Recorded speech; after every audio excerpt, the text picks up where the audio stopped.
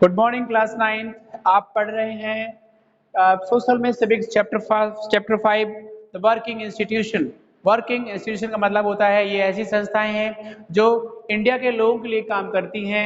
Work welfare for the people of India, लोगों के भलाई के लिए योजनाएं, पॉलिसीज, कुछ ऐसी चीजें बनाती हैं जो जनता के लिए बहुत अच्छी होती हैं। देखिए, two houses of the parliament आपको पता है, बहुत simple question. There are Lok Sabha and Rajya Sabha. There are two houses of the parliament in India. Lok Sabha directly elected होती है, इसको कहते हैं house of the people. House of the people is known as the Lok Sabha. यहाँ पर लोग यानी कि जनता के द्वारा नेता डायरेक्टली इलेक्ट होता है। पर्टिकुलर डायरेक्टली इलेक्शन का मतलब डायरेक्टली कि हम आप वोट करते हैं और वो नेता जो है वो एमपी बन जाता है वहाँ। तो ये directly elected in Lok Sabha. And Rajya Sabha में इनडायरेक्टली इलेक्शन होता है, इंटरनल इलेक्शन होते हैं, और इसको काउंसिल ऑफ स्टेट कहते हैं। काउंसिल ऑफ स्टेट कहते हैं। इसके बाद president is a part of the parliament but not either member. हो सकता है कि मेंबर ना हो, लेकिन वह जो है इन सब का इन सब लोकसभा कहना चाहिए कि पार्लियामेंट का पार्ट जरूर होता है। The president of India is a part of the parliament although he or she is not member of the other house either house. This wise law made the house come into force only after they received the assent of the president. वो यही बात करने जा रहे थे कि जब parliament में कोई लॉ या कोई बिल, कोई इशू, कोई भी मुद्दा, कोई भी टॉपिक्स कुछ भी बनाया जाता है तो assign by the president of India after, और इस पास होने के बाद प्रेसिडेंट महोदय की जो है उस पर साइन होना जरूरी है जब तक कोई अथॉरिटी वो अथोराइज नहीं होता है ना, उनकी परमिशन भी बहुत जरूरी है। इसके साथ ही अब आप बात करने जा रहे हैं रिकॉल सम की डिफरेंट बिटवीन की डिफरेंस, कुछ मेन जो अंतर है किस किस में between composition of the two houses the parliament, जो कहना चाहिए कि दोनों हाउसेस में क्या क्या अंतर है, अब उसकी हम बात करने जा रहे हैं।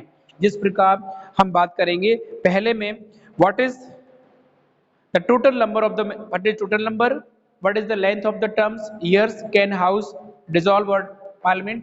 तो सुन लीजिए, लोकसभा में एक अनस्टेबल हाउस है, यह है बीच में डिसॉल्व भी हो सकता है।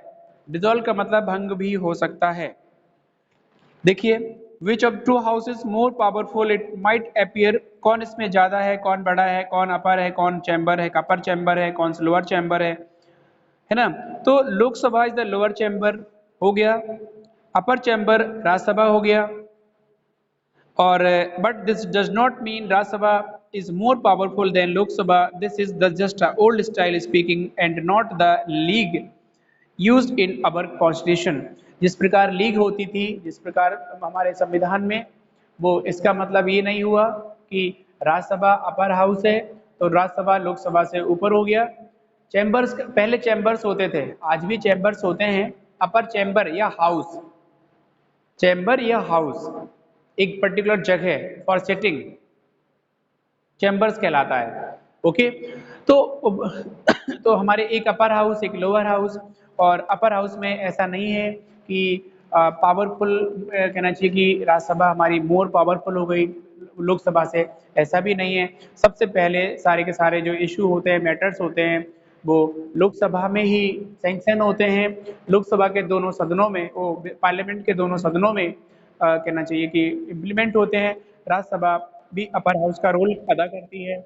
कोई भी जो है इम्प्लीमेंट राज्यसभा भी परमिटेड करती है, तभी आगे बढ़ता है। नहीं तो ये भी है नियम में कि अगर राज्यसभा परमिटेड नहीं करेगी तो वह जो स्वतः मतलब इट्स ऑटोमेटिकली बिकम पावर।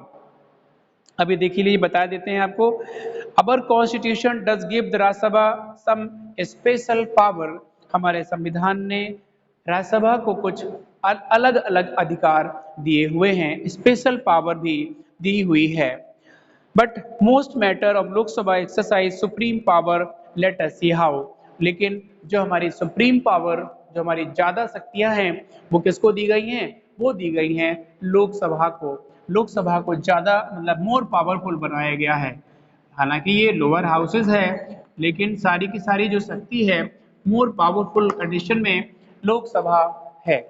इसके साथ any ordinary law need to be passed by both houses, but if it is difference between the two houses, final decision is taken joint session in which member of both house at together। और कोई भी decisions, हमने अब कई बार इस चीज को बोला, एनी ऑफ द डिसीजंस, कोई लॉ, कोई कोई भी मुद्दा या कोई पॉलिसीज अगर बनती है तो वो पॉलिसीज दोनों हाउसेस की परमिशन, दोनों हाउसेस की इशू और दोनों हाउसेस की मर्जी से ही बनती है। दूसरी चीज, final decision is the taken in joint session, और जो मुद्दे, जो फाइनल डिसीजंस जो होते हैं मोर पावरफुल हुए।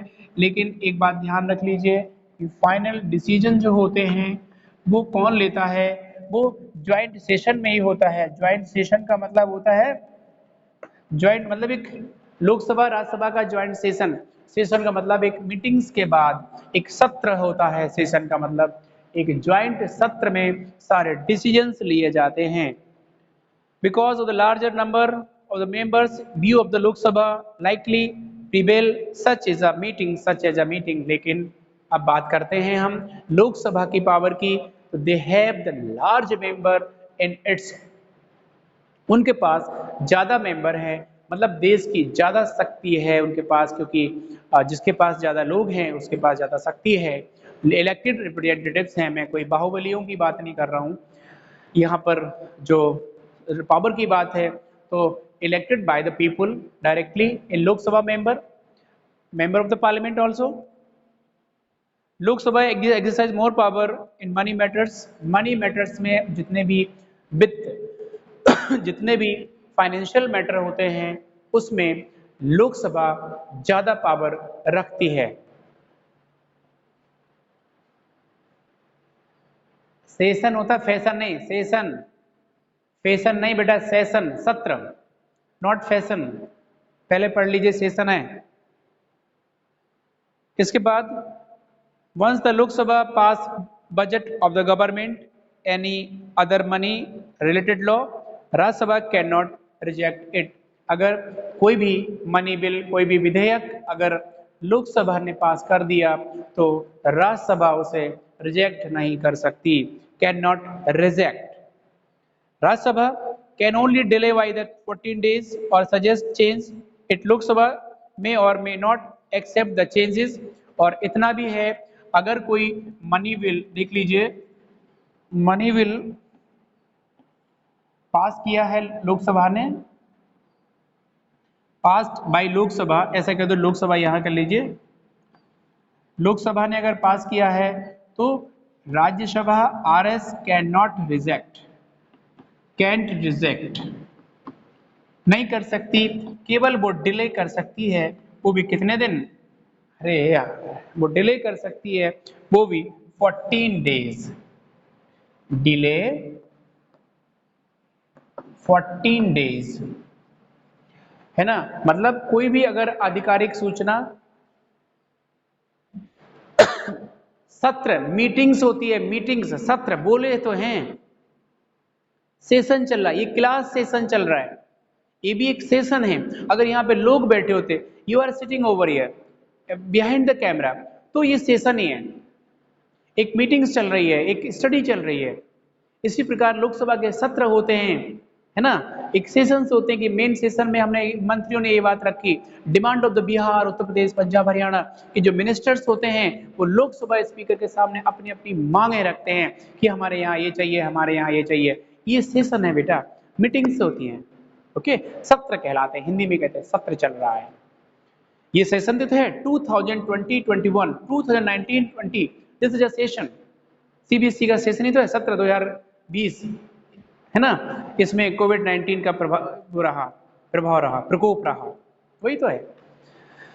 तो अब हम बात करें आगे कि राज्यसभा को लोकसभा के किसी भी बिल को रिजेक्ट करने का कोई अधिकार नहीं है, कर ही नहीं सकता। अगर चाहे तो 14 डेज के लिए क्या कर सकता है, 14 डेज के लिए वो वहां पे उसको रोक सकता है, वहाँ पे डिले कर सकता है और वहाँ पे रुका सकता है, लेकिन रिजेक्ट नहीं कर सकता। और अब Rajya Sabha any of the change का सजेस्ट भी कर सकता है, मतलब Rajya Sabha can suggest to Lok Sabha to change this bill. Lok Sabha की मर्जी है उसको माने या ना माने, एक्सेप्ट करे या ना करे, this is a matter of the Lok Sabha, क्योंकि money bill pass by the Lok Sabha. तो सुपीरियर पावर में लोकसभा है, क्योंकि भारत के ज्यादा चुने हुए लोग लोकसभा के पास। Most important, the Lok Sabha control the council of the minister. Only a person who enjoys the support of the majority to members of Lok Sabha is appoint Prime Minister। और यहाँ पर लोकसभा हमारा बनाता है पीएम, जो मेन एग्जीक्यूटिव होते हैं पूरा देश चलाने के, जिनके पास पावर होती है, मेन एग्जीक्यूटिव है भैया। मेन देश चलाने की सबसे ज्यादा सबसे बड़ी शक्ति देश के प्रधानमंत्री को होती है, और सारे के सारे रूल्स रेगुलेशन बनाने की शक्ति इन्हीं को होती है, कोई नहीं बदल सकता। इसका कारण है क्योंकि ये मेजॉरिटी के नेता होते हैं, इनके पास मेजर पावर है, इनके पास मेंबर ऑफ द पार्लियामेंट ज्यादा है। इसका मतलब देश का एक बहुत बड़ा हिस्सा इनके साथ है, देश का एक बहुत बड़ा एक हिस्से के लोग इनके साथ हैं, और जब लोग इनके साथ हैं तो डिसीजंस तो ले सकते हैं ना, क्योंकि हमारे पास जनहित कहना चाहिए जन ज्यादा है, लोग ज्यादा। सुप्रीम कोर्ट कहता है जन will, people will is people which is supreme, जनेच्छा सर्वोपरि। तो भैया जिसका जिस नेता के पास लोग बहुत हैं वो सफल है, वो डिसीजन ले सकता है और उसको प्रधानमंत्री बनने का राइट भी होता है। लेकिन लोकसभा काउंसिल ऑफ मिनिस्टर को कंट्रोल भी करता है, और इसके साथ majority Lok Sabha member they have no confidence in the council of minister. All minister including the prime minister have to quit, Rajya Sabha does not have this power. और कहना चाहिए कि जब तक उसमें जो शक्तियां जो पावर लोकसभा के मेंबर्स के पास होती है वो राज्यसभा मेंबर के पास नहीं होती, फिर भी ये स्टेबल हाउस है, ये अपर हाउस है, ये जो है अपर हाउस का मतलब अपर हाउस है ना, और स्टेबल का मतलब है ये डिसॉल्व नहीं होता बेटा, डिसॉल्व नहीं होता। इसके साथ अगला है पॉलिटिकल एग्जीक्यूटिव। सुनिए पॉलिटिकल एग्जीक्यूटिव कौन कौन से हैं, दो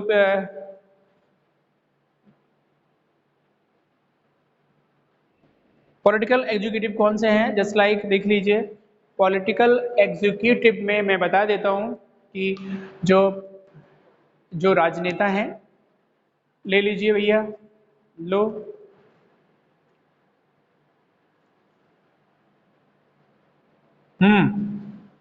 can take the screenshot, done. लो भाई, अब सुनिए वो चीज, पॉलिटिकल एग्जीक्यूटिव जो लीडर्स हैं जो डायरेक्टली इनडायरेक्टली चुने जाते हैं वो पॉलिटिकल एग्जीक्यूटिव होते हैं। आपने देखा होगा ऑफिस मेमोरेंडम में सबसे पहले मिनिस्ट्री की बात आई थी कि जिस विभाग का मिनिस्ट्री जिस विभाग का मंत्रालय कोई आदेश देता है और उसका जो परमानेंट एग्जीक्यूटिव जो पॉलिटिकल एग्जीक्यूटिव ही है, वही है कि पॉलिटिकल एग्जीक्यूटिव उस वक्त अथॉरिटी है, उस वक्त सरकार में है, और many of the decisions and orders जितनी भी पॉलिसियां हैं वो अनाउंस तो वही करते हैं ना, क्योंकि वो सरकार है, वो जनता के द्वारा इलेक्ट है, तो वो अनाउंस करेंगे, उस अनाउंसमेंट का, उनके डिक्लेरेशन का एक जमीन पर लाना, जमीन के पर लाने का मतलब अब वो आदेश शासनादेश बन गया, एक जीओ बन जाता है। तो ये पॉलिटिकल ऑर्डर्स निकालने वाले लोग जो पॉलिटिशियन है, जो जनता के द्वारा डायरेक्टली इलेक्ट करे गए हैं, वो पॉलिटिकल एग्जीक्यूटिव कहे जाते हैं। ठीक है, policy decisions taken by the someone